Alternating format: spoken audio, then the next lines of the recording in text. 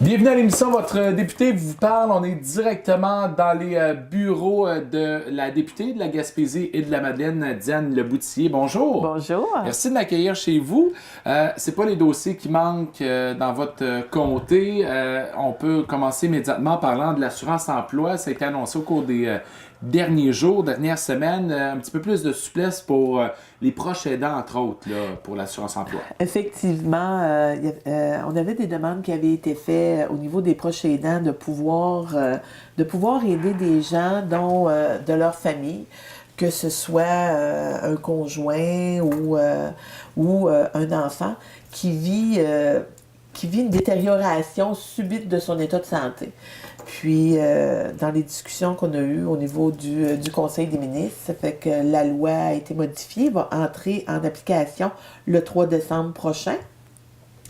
Donc, un proche aidant, si un conjoint ou, comme je disais, ça peut être suite à un accident de voiture qui fait que la personne, là, son état de santé, elle a absolument besoin d'avoir quelqu'un avec elle, parce qu'on sait que c'est déjà pas facile quand ton état de santé se détériore. Tu vis des inquiétudes, tu veux pouvoir aider. Si tu as un travail, ça te prend un revenu parce que tu peux pas laisser ton travail. Fait qu'on va avoir au niveau des adultes un 15 semaines où le proche aidant va pouvoir supporter un membre adulte de sa famille. Et ça prend un certificat qui soit signé soit par un médecin ou une infirmière praticienne pour avoir accès aux prestations d'assurance-emploi. On va retrouver la même chose dans le cadre d'un enfant. Si un enfant, son état de santé se détériore, un parent peut avoir droit jusqu'à 35 semaines pour pouvoir être en support à l'enfant. Et pourquoi plus de semaines pour un enfant que pour un adulte? Mais c'est compte tenu qu'un enfant a besoin d'encore plus d'aide et de soutien. Là. Est-ce que c'est les deux parents qui pourront avoir droit à cette aide-là? C'est un parent, puis les parents vont pouvoir alterner, se séparer le 35 semaines. Là. Parfait. Autre dossier aussi à l'assurance-emploi, on note aussi que les demandes, ça prend de plus en plus de temps aussi à être traitées. Parfois, beaucoup de choses qui se passent aussi du côté, ce qui force un peu les travailleurs à retourner sur le marché du travail. Il y a déjà des moyens de pression un petit peu faits par l'assurance-emploi. Étiez-vous au courant? Bien, moi, ce que ça retarde, j'étais pas au courant. Cependant, ce que je sais, c'est qu'au niveau de la réforme d'assurance-emploi, c'est que dès que nous sommes arrivés au pouvoir, on a aboli la fameuse réforme Harper au niveau de l'assurance-emploi. Et cet été, on a eu l'opportunité aussi d'accueillir le ministre Duclos, Jean-Yves Duclos, qui est le ministre responsable de la famille et du développement social et qui a aussi la responsabilité du dossier d'assurance-emploi. Le ministre Duclos a passé pratiquement 2 jours avec nous, a rencontré des gens dans la région, a rencontré les élus à l'époque, a rencontré les chambres de commerce, a rencontré aussi des employeurs. Et ce qui a été convenu suite à la venue du ministre Duclos, c'est compte tenu des particularités de la région, parce qu'on est une région aussi qui vit de travail saisonnier, mais on est aussi une région où il se crée de l'emploi, puis où aussi on vit une pénurie de main-d'œuvre. Ça fait que ça crée aussi de l'insécurité auprès des gens, parce que si on a plus d'emplois à l'année, ça vient affecter les gens qui sont dans le saisonnier parce qu'ils disent, nous, ça va nous prendre plus de semaines pour se qualifier à l'assurance-emploi.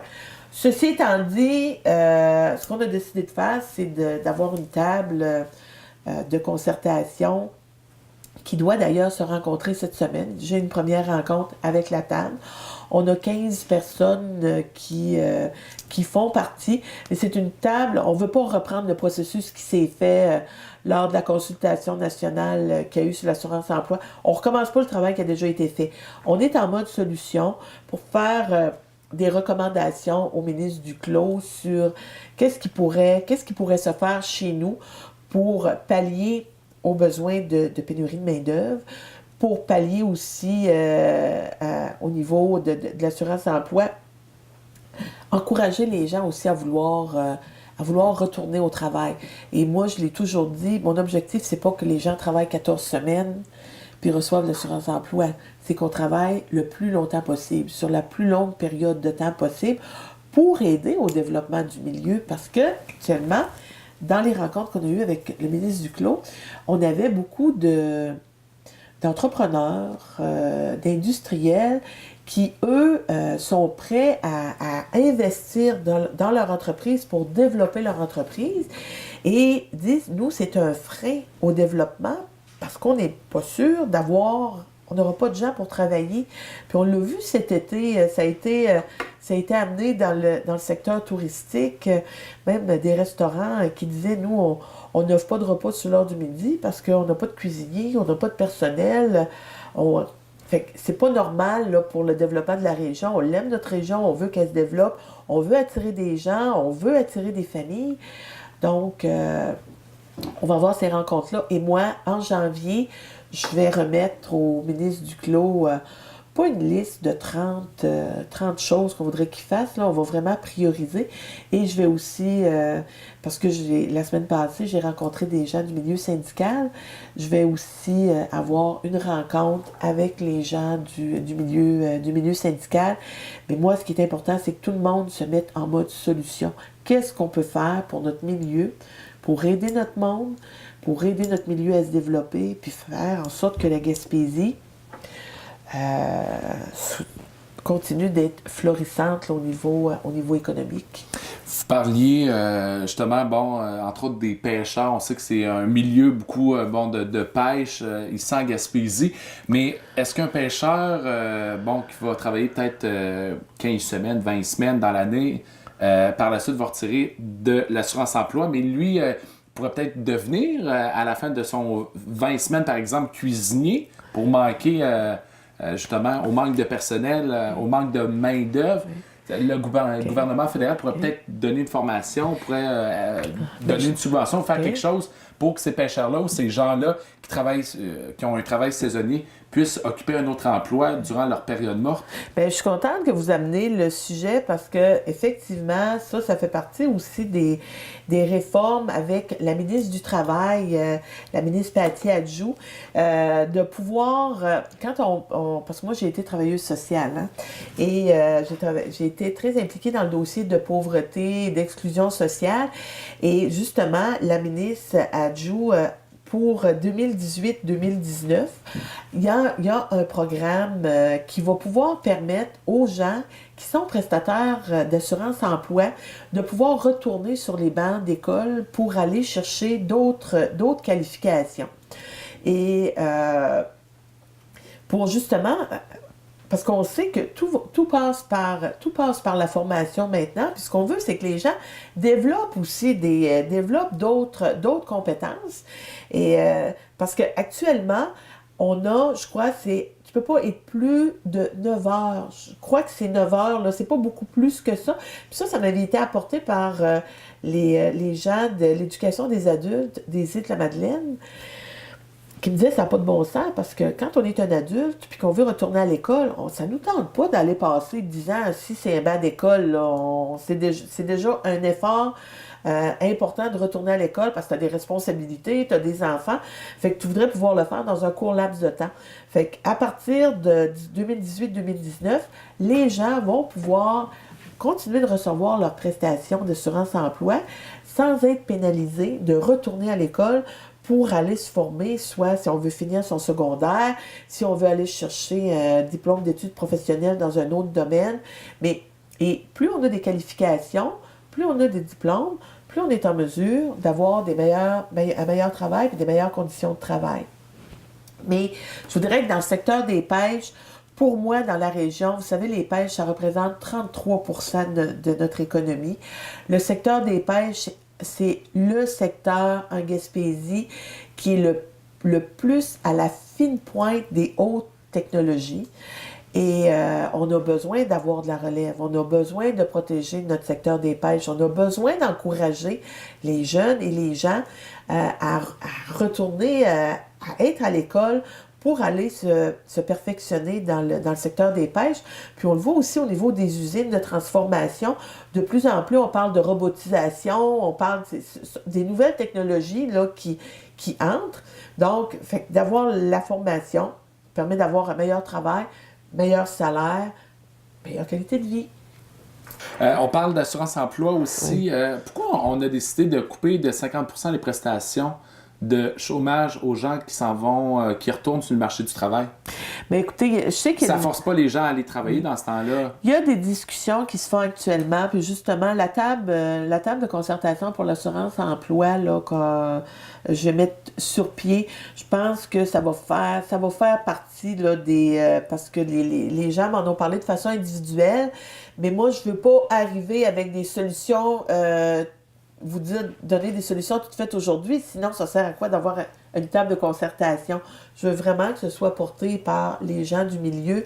L'objectif, c'est d'encourager, puis d'inciter, puis de valoriser aussi le travail, pas de pénaliser les gens parce qu'on retourne au travail. Mais lorsqu'il y aura des nouvelles annoncées au niveau de l'assurance-emploi, ça va être le ministre Duclos qui va être le premier qui va faire les annonces. Moi, je pourrais venir après pour ramener les annonces au niveau de la région. Parfait. Parlant de la région, les hydrocarbures, ça fait jaser. Vous étiez d'ailleurs avec votre bon ami, M. Moreau, au cours des derniers jours. Comment ça a été? Effectivement, le ministre Moreau, Pierre Moreau, qui a été nommé le ministre responsable de la région Gaspésie-les-Îles-de-la-Madeleine. Auparavant, c'était Sébastien Proulx. Maintenant, on a Pierre Moreau. Pierre Moreau qui connaît bien la Gaspésie. Moi, c'est quelqu'un que je connais bien aussi. C'est quelqu'un avec qui j'aime travailler, très sensible à ce qui se passe au niveau de la Gaspésie. Il est venu faire une première rencontre le 10 novembre où on a eu aussi le loisir de pouvoir rencontrer tous les nouveaux élus.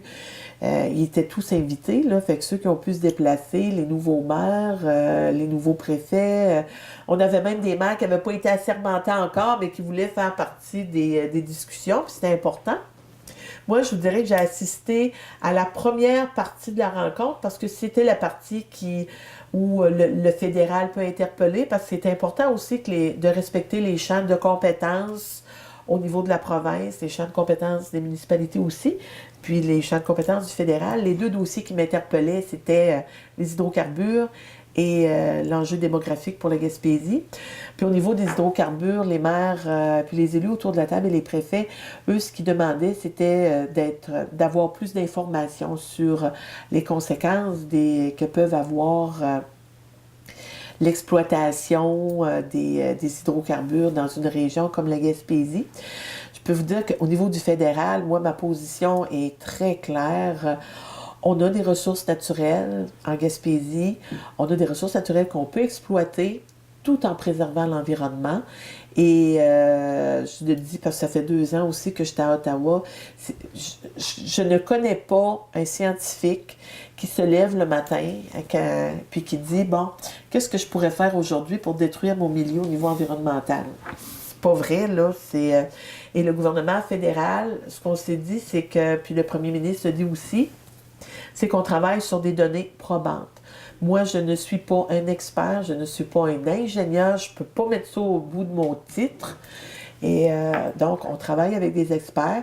Puis, on a en Gaspésie cette particularité-là on est un milieu qui est touristique. Donc, on se doit de préserver notre environnement puis notre industrie touristique. On a une industrie des pêches. Et à l'heure où on se parle, on sait très bien qu'au niveau des hydrocarbures, l'augmentation de la demande en hydrocarbures, on en utilise et on va en utiliser encore plus au cours des prochaines années. Il n'y a jamais eu autant de pétroliers qui se promènent dans le Golfe et sur le fleuve. Et comme je le disais, on a une industrie des pêches qui est importante. Et on a des ressources naturelles au niveau des hydrocarbures en Gaspésie. Là, actuellement, on les achète de l'extérieur. Pourquoi ne pas les développer chez nous, ben oui, c'est ça. les exploiter chez nous d'une façon pour préserver l'environnement aussi. Puis le ministre Moreau, Pierre Moreau, a été très clair, où il disait, moi je suis le ministre des Ressources naturelles, je suis pas le ministre du pétrole. Et il a raison. Et la ressource naturelle la plus importante pour la planète est l'eau. Donc, on est très conscientisés, puis je vous dirais que les maires autour de la table, tout le monde veut protéger l'eau potable. Mais il y a moyen de travailler pour faire en sorte qu'on puisse, si on a cette ressource-là qu'on peut exploiter chez nous, et pourquoi pas, mais que ce soit bien fait. Et les argents qui vont se faire au niveau de la province, bien, vont pouvoir servir à être réinvestis dans le milieu, que ce soit dans la santé, en éducation, en infrastructure. C'est un gros dossier. C'est un gros dossier, puis c'est un dossier où on ne peut pas, moi là, très honnêtement, moi d'être extrême, qu'on soit de l'extrême droite ou qu'on soit de l'extrême gauche, tout ce qui est dans les extrêmes, pour moi, est dangereux. On doit arriver à un juste milieu et faire les choses correctement. Puis là, on va avoir des nouvelles de ça dans combien de mois, combien d'années? Là? On va-tu finir par avoir une entente? Il va-tu avoir quelque chose? Sûrement. Il y a du travail qui s'est commencé vendredi passé, le 10, avec le ministre Moreau. Il y avait des fonctionnaires aussi qui étaient présents. Fait que de pouvoir répondre, de pouvoir donner de l'information aux maires, d'être un petit peu plus près. Puis je pense aussi qu'au niveau des gens qui font de l'exploration pétrolière, de pouvoir informer de ce qui se passe, puis de répondre aux interrogations, ça serait déjà un bel avancement. Puis je pense que la suite des choses, moi, je vous dis, là, j'ai dit, ma position au niveau du fédéral est très claire, et c'est la position de notre gouvernement que j'entérine à 100%. Maintenant, le travail va se faire au niveau provincial, puis moi, je pense que le ministre de la Région va être très en mesure, M. Moreau, de répondre à la suite des choses. On est dans l'une des plus belles régions au Québec et il y a beaucoup d'immigration, beaucoup d'immigrants aussi qui s'installent, en tout cas du moins durant la période estivale, il y a beaucoup de personnes de l'extérieur qui s'en viennent dans la région. Puis ça, c'est un de vos dossiers aussi que vous surveillez de près. Oui, c'est un dossier que je surveille de près. Il y a une particularité qui est peut-être qui est importante d'amener. Puis vous avez raison quand vous mentionnez, je considère que j'ai le plus beau comté au Canada. Wow. La Gaspésie et les Îles-de-Madeleine. Je sais que vous venez de la Beauce. C'est beau, la Beauce ici. Aussi. Oui, ça aussi. Mais on a un petit peu moins de cours d'eau. Hein? Oui. Mais le paysage est différent. Oui, le paysage est différent. Donc, pour ça, je parlais de touristes tantôt. Mais il y a une particularité au niveau d'immigration, c'est que le Canada accueille les immigrants et les immigrants peuvent aller dans toutes les provinces par la suite, sauf au Québec. Pour rentrer au Québec, ça prend une deuxième autorisation. Ça prend l'autorisation de la province. Et ça, je vous dirais, c'est pratiquement ensaché dans la Constitution. Et ce qu'on voit actuellement au Canada, c'est que dans les provinces, parce que le vieillissement de la population, c'est pas une particularité de la province de Québec, puis c'est pas un défaut de vieillir, là. C'est vraiment sur l'ensemble du territoire canadien. Mais dans toutes les provinces au Canada, on augmente l'arrivée des nouveaux immigrants, tandis qu'au Québec, on diminue l'arrivée des nouveaux immigrants. Et ça, j'en ai parlé la semaine passée lors de la rencontre. Et puis, on a besoin, justement, pour répondre aux pénuries de main-d'œuvre, répondre aussi au vieillissement de la population. On a besoin d'avoir de la relève. Puis, je le disais quand j'étais en campagne électorale, puis je le répète encore, je dis, moi, là, je voudrais bien en voir des Québécois arriver. Mais écoutez bien, on n'a pas fait assez. Ça fait que... Puis tout le Québec est confronté avec la même situation. Fait que c'est une richesse de pouvoir recevoir des gens qui viennent de l'extérieur, puis qui viennent aussi... qui viennent occuper nos territoires. Parce que actuellement, dans des industries, on va chercher des travailleurs saisonniers qui viennent travailler un certain temps et qui repartent à l'extérieur. Mais ça ne fait pas en sorte qu'on continue de perdre des écoles, on continue de perdre des services, on continue d'avoir des fermetures. Ce que les gens nous disent, c'est que nous, on veut avoir des familles qui s'installent, on veut des gens avec des enfants, on veut des gens qui soient en mesure aussi de reprendre des commerces, parce qu'il y a des commerces que certaines personnes voudraient vendre, il n'y a pas de relève de gens pour acheter. Donc, il faut garder cette ouverture-là et de pouvoir accueillir des gens chez nous. Puis moi, je pense que ça serait très sain d'arrêter d'en faire un enjeu politique, puis d'arrêter de faire peur au monde en disant là, qu'on va se faire envahir. Il n'y a personne qui va envahir personne. On a de la place en masse, on est capable de recevoir des gens, puis de faire en sorte que... Moi, je dis, puis je le disais, en campagne, je le dis encore, c'est beau une courte pointe, parce que ça a toutes sortes de couleurs. Ben, on peut être une belle courte pointe en Gaspésie. Est-ce que les Québécois sont prêts à vivre ça? Bon, cet été, on a vécu l'arrivée massive des réfugiés syriens. Là, il y en avait qui traversaient la frontière à n'en plus finir. Et puis là ça chialait. Là. C'est retourner dans votre pays. Pourquoi vous venez ici? Est-ce qu'on est prêt à recevoir des nouvelles personnes qui viennent d'en dehors comme ça? Oui, moi, là, je suis convaincue qu'on est prêt. Il y a des gens autour de la table, il y a des élus, il y a des industriels. On a vu cet été, on a reçu des travailleurs étrangers. On a eu aux îles de la Madeleine une trentaine de Mexicains qui sont arrivés. Puis ça s'est bien passé dans la communauté. Faut arrêter d'avoir peur. Puis il faut vouloir... Je vous le dis là, parce que tout le monde, je pense qu'on aime la Gaspésie, mais pour aimer la Gaspésie, il faut occuper le territoire, il faut accueillir des gens. On a de la place pour accueillir les gens, on a de la place pour les intégrer. Puis les Gaspésiens, ils sont accueillants.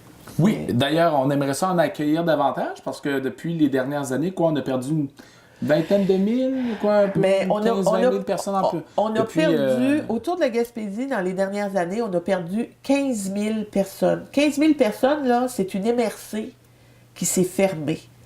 Et la population, elle n'est pas en augmentant. La population vieillit.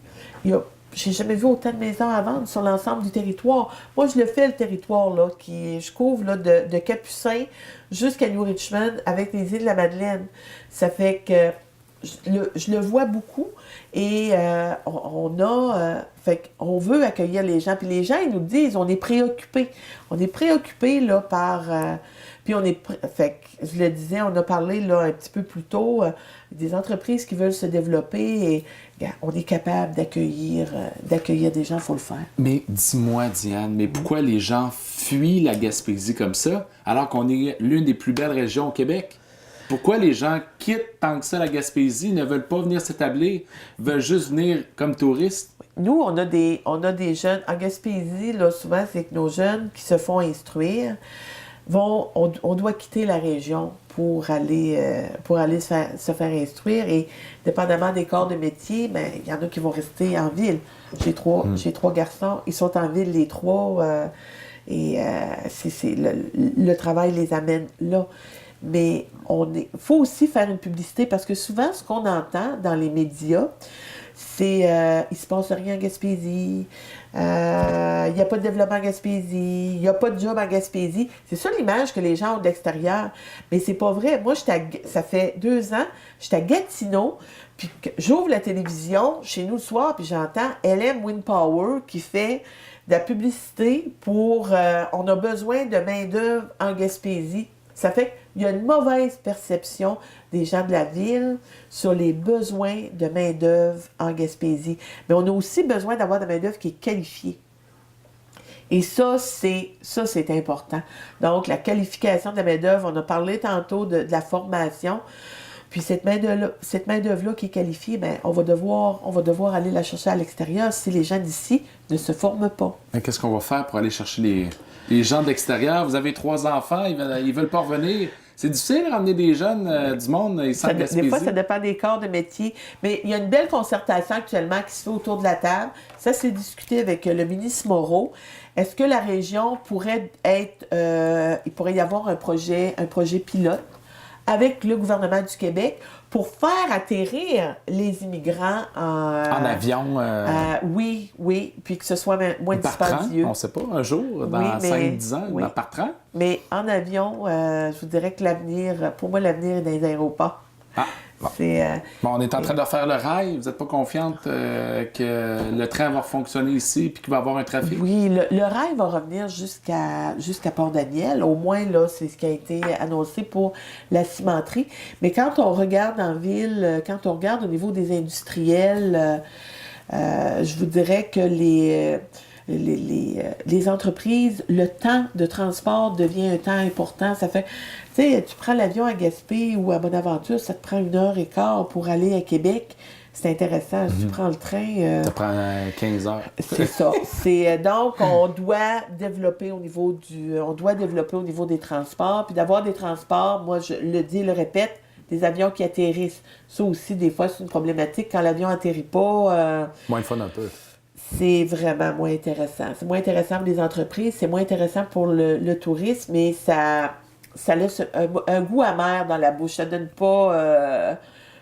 t'as pas le plaisir là, de ce que ça devrait être. Là. Parlant de goût, légalisation du cannabis, pour ou contre? Pour. Pourquoi?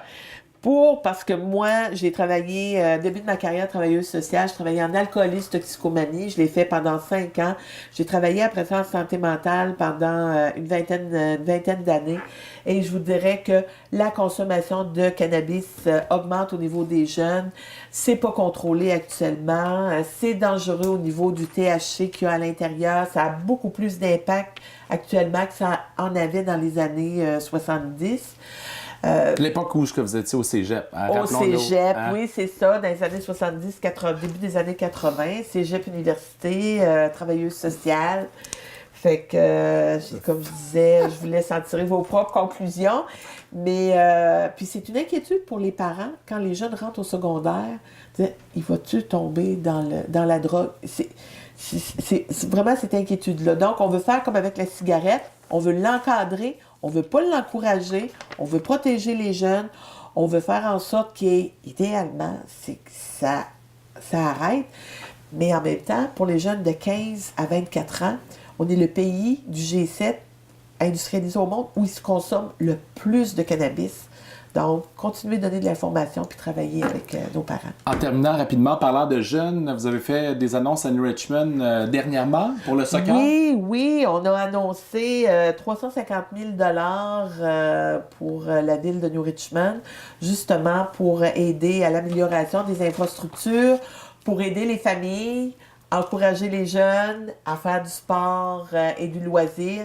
Puis on a fait beaucoup d'annonces de ce type-là autour de la Gaspésie. C'est important de continuer de travailler dans ce sens-là avec nos municipalités. Bien, ça bouge, hein, dans votre bureau. Merci, Diane Leboutillier. Ça fait plaisir. De nous avoir reçus. À la prochaine. À revoyure. Sûr.